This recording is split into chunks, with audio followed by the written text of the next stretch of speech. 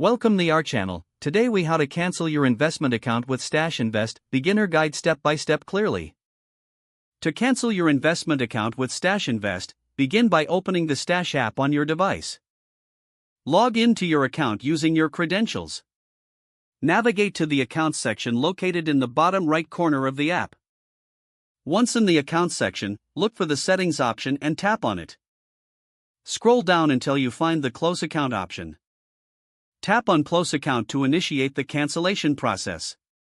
Read through the information provided about closing your account and its potential impacts.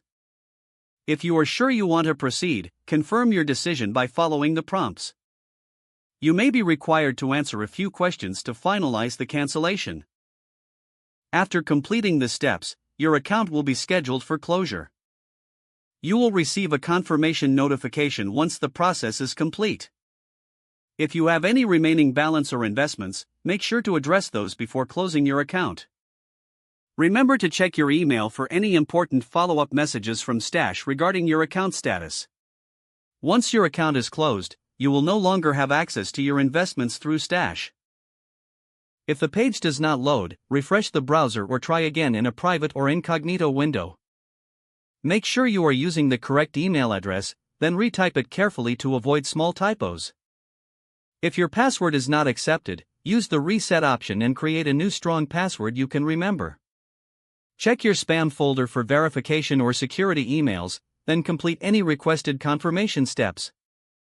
Enable two-factor authentication if available to improve account security and reduce unauthorized access risk.